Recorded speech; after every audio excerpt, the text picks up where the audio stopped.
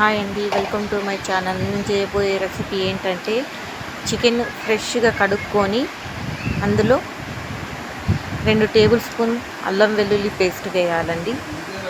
ఆ తర్వాత ధనియాల పొడి వేయాలండి. మేతి కచూరి వేయాలండి. మేతి పొడి 1 టీ స్పూన్ పసుపు వేయాలి.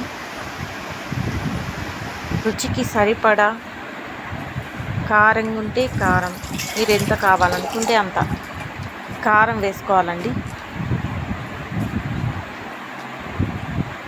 రుచికి సరిపడా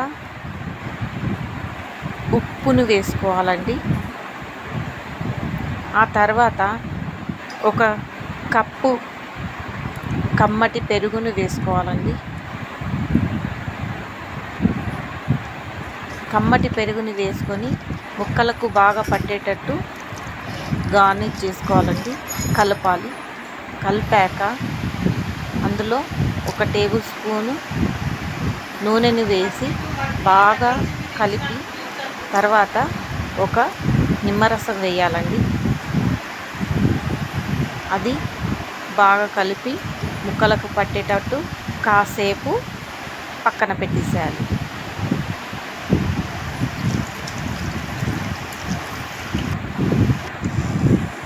ఒక బాండి తీసుకొని అందులో 2 టేబుల్ స్పూన్ల నూనెను వేసుకోవాలండి. వేసుకొని ఉల్లిపాయలను గోల్డెన్ కలర్లో దాకా వేగనివ్వాలి. Light golden colour.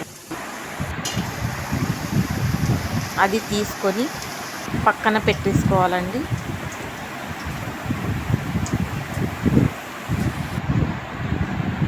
అదే బాండిలో పచ్చిమిరపకాయలు 2, కాజు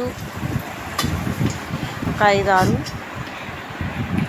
తీసుకొని వేయించి దాన్ని గ్రైండర్లో మిక్సీకి పట్టించాలండి. ఫస్ట్గా ఉల్లిపాయలను వేసి గ్రైండర్ పట్టించి కొంచెం వాటర్ పోసి అందులో పచ్చిమిర్చి, కాజు, బాదం వేసి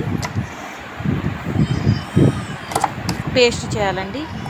కన్సిస్టెన్సీ ఇలా ఉండాలండి. అదే బాండీలో 2 టేబుల్ స్పూన్ల ఆయిల్ని వేసి బాగా వేగనిచ్చి అందులో 1 బిర్యానీ ఆకు వేయాలండి. బిర్యానీ ఆకు వేసి చికెన్ను వేసేసి లైట్గా కలిపి మూత ఉంచాలండి. కాసేపటికి ఇలా ఆయిల్ పైనకు వస్తుంది. మళ్ళా కలుపుకొని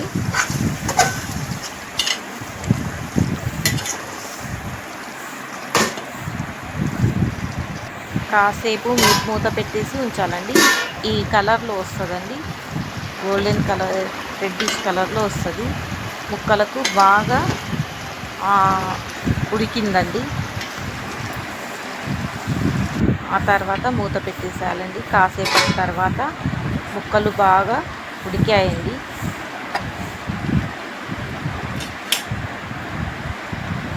అందులో మనం చేసిన పేస్టు వేసి బాగా కలపాలి.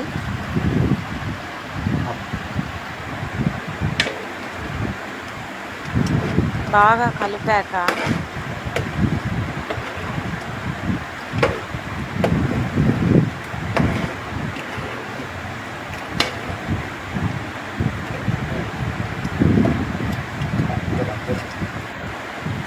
మూత పెట్టి కాసేపు అలా ఉంచితే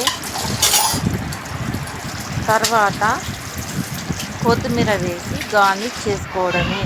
తర్వాత మూత పెట్టి కాసేపటికి ఇలా చూస్తే ముక్కలు ఉడికాయలేవు తెలుస్తుందండి. టేస్ట్ బాగా కుదిరింది, బాగా వచ్చింది.